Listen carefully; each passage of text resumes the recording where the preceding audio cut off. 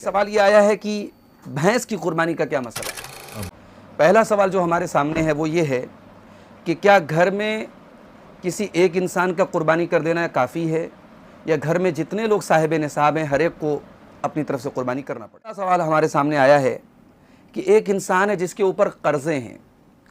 مقروض ہے وہ انسان، اب وہ قربانی کا تہوار آیا، وہ قربانی کرنا چاہتا ہے تو اس کو کیا کرنا۔ تیسرا سوال ہمارے پاس یہ ہے کہ قربانی کے جانور میں عقیقہ کر سکتے ہیں۔ اس کے بعد ایک سوال ہے کہ قربانی کس عمر میں واجب ہوتی ہے۔ اگلا جو سوال ہمارے سامنے ہے وہ یہ ہے کہ کیا دو بھائی مل کر کے قربانی کر سکتے ہیں۔ سوال یہ آیا ہے کہ پہلی قربانی کس کے نام سے گھر میں کرنی ہے۔ ایک سوال یہ آیا ہے کہ بھینس کی قربانی کا کیا مسئلہ ہے۔ عبدالغفار سلفی کے بیانات سننے کے لیے مولانا کے اس آفیشل چینل کو سبسکرائب کریں۔ السلام علیکم ورحمۃ اللہ وبرکاتہ۔ الحمدللہ رب العالمین والعاقبۃ للمتقین والصلاة والسلام علی سید الانبیاء والمرسلین وعلی آلہ وصحبہ اجمعین اما بعد۔ محترم ناظرین، آج کی گفتگو میں ہم قربانی سے متعلق کچھ سوالات جو سوشل میڈیا کے ذریعے ہمارے پاس آئے ہیں اور بہت اہم سوالات ہیں قربانی کے متعلق، تو آج کی اس گفتگو میں ہم ان سوالوں کا جواب آپ کے سامنے رکھنا چاہتے ہیں۔ پہلا سوال جو ہمارے سامنے ہے وہ یہ ہے کہ کیا گھر میں کسی ایک انسان کا قربانی کر دینا کافی ہے یا گھر میں جتنے لوگ صاحب نصاب ہیں ہر ایک کو اپنی طرف سے قربانی کرنا پڑے گا۔ تو دیکھیے، گھر میں اگر کئی افراد ہیں اور ان کی کمائی الگ الگ ہے تو ان کی فیملی الگ الگ مانی جائے گی، اور اگر سارے لوگوں کی کمائی اکٹھا آتی ہے اور وہ ایک جوائنٹ فیملی سسٹم کی حیثیت سے رہتے ہیں تو ان کو ایک فیملی مانا جائے گا۔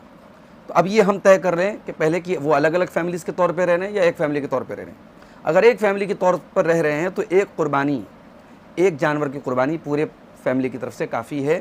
رسول اکرم صلی اللہ علیہ وسلم کے دور میں ایک جانور کی قربانی پوری فیملی کی طرف سے، پورے کنبے کی طرف سے ہوتی تھی۔ حضرت ابو ایوب انصاری رضی اللہ تعالیٰ عنہ کہتے ہیں، یہ ابو داؤد کی صحیح روایت ہے، کہتے ہیں کہ ان سے پوچھا گیا کہ کیف کانت الضحایا علی عہد رسول اللہ صلی اللہ علیہ وسلم، اللہ کے رسول کے دور میں قربانی کیسی ہوتی تھی۔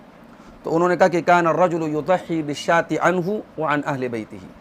کہ آدمی ایک بکری کی قربانی اپنی طرف سے اور اپنے گھر والوں کی طرف سے کر لیتا تھا۔ فیأکلون ویطعمون، تو وہ لوگ خود اس قربانی کا گوشت کھاتے تھے اور دوسروں کو کھلاتے تھے۔ حتی تباہ الناس، یہاں تک کہ لوگ قربانی کے سلسلے میں فخر و مباحث سے کام لینے لگے۔ فصارت کما تری، اور اس کے بعد قربانی کا معاملہ بہت بڑھ گیا جیسا کہ تم دیکھ رہے ہو۔ تو ترمذی کی یہ حدیث جو ہے اس بات کی دلیل ہے کہ رسول اکرم صلی اللہ علیہ وسلم کے دور میں ایک چھوٹے جانور کی قربانی پورے ایک پریوار کی طرف سے ہو جاتی تھی۔ اور میں یہاں یہ بھی وضاحت کر دوں کہ قربانی کا زکوٰۃ سے کوئی تعلق نہیں ہے، صاحب نصاب ہونے سے کوئی تعلق نہیں ہے۔ قربانی کا جانور خرید کر کے اگر قربانی کرنے کی استطاعت ہے انسان کے پاس تو اس کو قربانی کرنا چاہیے۔ اور قربانی کے بارے میں صحیح بات یہی ہے کہ قربانی سنت مؤکدہ ہے۔ جن علماء نے اس کو واجب کہا ہے، وجوب کی دلیل کوئی بہت مضبوط دلیل نہیں ہے، بلکہ قربانی ایک سنت ہے لیکن سنت مؤکدہ ہے۔ رسول اکرم صلی اللہ علیہ وسلم نے اس کی بڑی تاکید کی ہے اور آپ نے خود قربانی کی ہے ہر سال، تو اس لیے ہمیں قربانی کرنا چاہیے اگر ہمارے پاس استطاعت ہے۔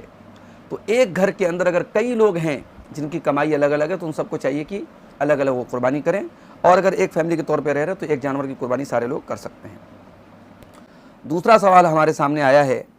کہ ایک انسان ہے جس کے اوپر قرضے ہیں، مقروض ہے وہ انسان، اب وہ قربانی کا تہوار آیا، وہ قربانی کرنا چاہتا ہے تو اس کو کیا کرنا چاہیے۔ تو دیکھیے، ایسے آدمی کے لیے جس کے اوپر قرضے ہیں اور وہ قرضے یعنی ان کی کوئی ٹائمنگ فکس نہیں ہے، اس کو قرضے جتنا جلدی ممکن ہے ادا کرنا ہے، تو ایسی صورت میں اس کو پہلے قرض ادا کرنا چاہیے۔ کیوں؟ کیونکہ قرض کا ادا کرنا واجب ہے اور قربانی کرنا اس کے حق میں سنت مؤکدہ ہے، اور واجب کے اوپر ایک سنت چیز کو مقدم نہیں کیا جائے گا۔ حتیٰ کہ جن علماء نے قربانی کو واجب بھی کہا ہے انہوں نے بھی اس کے اوپر واجب کہا ہے جو قربانی کے اوپر قادر ہوں۔ تو جو مقروض ہے، یعنی اگر قرض کی رقم کو گھٹا دیا جائے تو پھر اس کے بعد قربانی کے لائق رقم نہیں بچتی ہے تو پھر وہ قادر کہاں ہوا، قربانی کے لائق کہاں ہوا۔ تو اس لیے ایسے انسان کو قرض ادا کرنا چاہیے۔ دوسری بات یہ کہ قرض ادا کرنے میں وہ اپنی ایک ذمہ داری سے بری ہو جائے گا۔ یہ قرض بہت بڑی ذمہ داری ہے اور بندوں کا ایک حق ہے، اور اگر قرض کو وہ چھوڑ کے چلا جاتا ہے تو اس بات کا ڈر ہے کہ اگر اس کا وہ قرض اس کے وارثین نے ادا نہیں کیا تو قیامت کے دن اس قرض کو اس کی نیکیوں میں سے لیا جائے گا۔ تو یہ بہت بڑا رسک ہے، یہ انسان کو نہیں لینا چاہیے۔ البتہ اگر کوئی قرض ایسا ہے جو ایک لانگ ٹرم کے لیے لیا گیا ہے اور یہ کہ 2 سال 3 سال بعد اس کو دینا ہے، اور وہ یہ سمجھ رہا ہے کہ ہاں آج ہم قربانی کر سکتے ہیں، بعد میں ہم قرض کو ادا کر دیں گے، کوئی حرج کی بات نہیں ہے، تو اس قرض کا معاملہ الگ ہے۔ لیکن ایک انسان نے قرض لیا ہے اور اس کی ٹائمنگ گزر چکی ہے اور وہ قرض اس کے ذمہ واجب ہے، اور پھر ایسی صورت میں وہ قرض ادا نہ کر کے قربانی کر رہا ہے، تو یہ مناسب نہیں ہے۔ اس لیے جو ہے جو انسان قرض دار ہو اس کو پہلے اپنے قرض کی ادائیگی کرنا چاہیے۔ قرض کا معاملہ بہت خطرناک ہے، اس لیے شیخ ابن عثیمین رحمۃ اللہ علیہ سے پوچھا گیا تو انہوں نے یہی جواب دیا کہ ان کان علیہ دین ینبغی لہ ان یبدأ بالدین قبل الاضحیہ، اگر انسان کے اوپر قرضہ ہے تو قربانی سے پہلے اس کو قرضہ ادا کرنا چاہیے۔ تیسرا سوال ہمارے پاس یہ ہے کہ قربانی کے جانور میں عقیقہ کر سکتے ہیں یا نہیں؟ یعنی اگر سوال سے مراد یہ ہے کہ ایک ہی جانور میں ہم قربانی بھی کر لیں اور عقیقہ بھی کر لیں تو یہ تو ٹھیک نہیں ہے، دونوں مستقل الگ ایک عبادت ہے۔ البتہ اس مسئلے میں علماء کا اختلاف ہے کہ مان لیجیے کسی گھر بچہ پیدا ہوا اور اتفاق سے اس بچے کا جو عقیقے کا ٹائم ہے وہ قربانی کا ٹائم ہے، بقرعید کا ٹائم ہے، تو اب ایسی صورت میں کیا اس کو الگ سے عقیقہ کا جانور ذبح کرنا پڑے گا، یا جو قربانی وہ کر رہا ہے وہی کافی ہو جائے گی؟ تو اس میں کچھ علماء کا تو یہ موقف ہے کہ نہیں، وہ عقیقہ کا جانور الگ سے اس کو لینا پڑے گا کیونکہ دونوں الگ الگ عبادتیں ہیں، اور کچھ علماء نے کہا چونکہ عقیقہ کا بھی مقصد اللہ تعالیٰ کا تقرب حاصل کرنا ہے اور قربانی کا بھی وہی مقصد ہے، تو جب قربانی میں وہ جانور ذبح کر رہا ہے تو عقیقہ بھی ادا ہو جائے گا۔ دونوں موقف میں جو مضبوط بات نظر آتی ہے وہ یہ ہے کہ چونکہ اس کی کوئی نظیر نہیں ملتی کہ اللہ کے رسول کے دور میں یا صحابہ کے دور میں جانور جو ہے لیا گیا ہو اور اسی کو ذبح کر دیا گیا ہو اور عقیقہ نہ کیا گیا ہو، عقیقہ کا الٹرنیٹ کے طور پہ قربانی کی گئی ہو، ایسی کوئی دلیل نہیں ملتی، اس لیے جو ہے بچنا چاہیے اس سے، اور مستقل الگ جانور جو ہے وہ عقیقہ کے لیے ذبح کرنا چاہیے اور قربانی کے لیے الگ جانور کرنا چاہیے۔ پھر اس کے بعد ایک سوال ہے کہ قربانی کس عمر میں واجب ہوتی ہے؟ دیکھیے قربانی کا عمر سے کوئی تعلق نہیں ہے، اگر ایک انسان جو ہے وہ عاقل ہے، بالغ ہے اور قربانی کا جانور خریدنے کے لائق قربانی کر سکتا ہے، حتیٰ کہ ایک بچہ بھی اگر ہے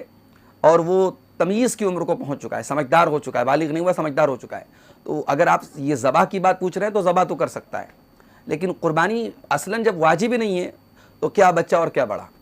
اصلاً میں نے بتایا کہ قربانی واجب نہیں ہے، قربانی سنت مؤکدہ ہے، اور ظاہر سی بات ہے کہ ایک انسان جب اس لیول کو پہنچے کہ وہ پیسہ کما رہا ہے،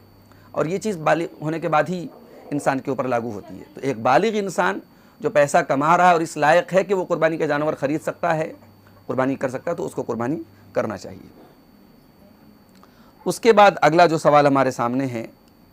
وہ یہ ہے کہ کیا 2 بھائی مل کر کے قربانی کر سکتے ہیں؟ ایک چھوٹے جانور میں 2 بھائی مل کر کے اس کی قیمت میں حصہ لے کر کے قربانی کریں، یہ ٹھیک نہیں ہے، اس کا کوئی ثبوت نہیں ملتا۔ 2 بھائی میں سے ایک بھائی قربانی کرے اور اس کے اور بھائی اس کے فیملی میں ساتھ میں رہتے ہیں، ان سب کی طرف سے وہ قربانی کر لے تو یہ تو جائز ہے،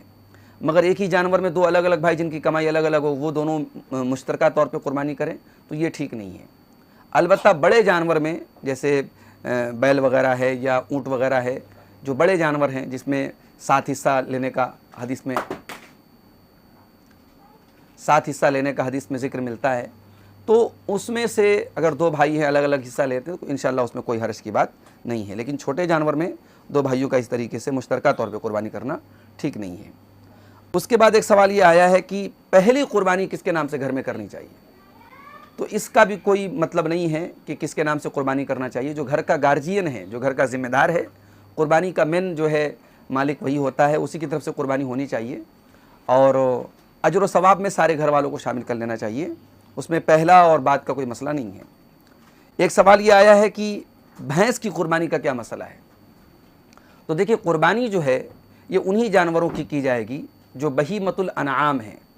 جن جانوروں کو اللہ تعالیٰ نے قرآن میں بہیمۃ الانعام کہا ہے، ہم قربانی انہی جانوروں کی کر سکتے ہیں۔ اور بہیمۃ الانعام کون سے جانور ہیں؟ سورہ انعام میں اللہ تعالیٰ نے وضاحت کیا کہ وہ 8 جانور ہیں، 4 جوڑے ہیں، اس میں گائے بیل کا ذکر ہے، اس میں بکرا بکری کا ذکر ہے، اس میں بھیڑ اور دمبا کا ذکر ہے، اور اس میں اونٹ اور اونٹنی کا ذکر ہے۔ اب بھینس کا جو مسئلہ ہے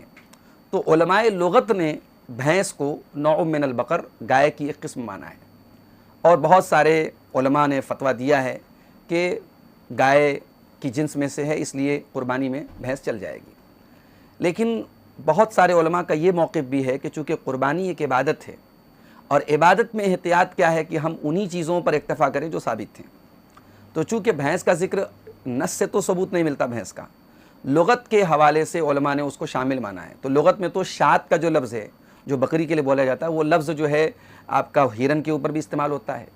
اور نیل گائے کو بھی بقر کی ایک قسم مانا گیا ہے, حالانکہ اس پر اتفاق ہے کہ نیل گائے کی قربانی نہیں ہوگی اور ہرن کی نہیں ہوگی. تو لغت میں کسی چیز کا کسی چیز پر اطلاق ہونا یہ کافی نہیں ہے. ہمیں احتیاط کا پہلو غالب رکھنا چاہیے, اور جن علاقوں میں دوسرے جانور اویلیبل ہیں وہاں پہ ہمیں بھینس کے علاوہ جو باقی قربانی کے جانور ہیں ہمیں وہ کرنا چاہیے جن کا ذکر قرآن و حدیث میں ملتا ہے.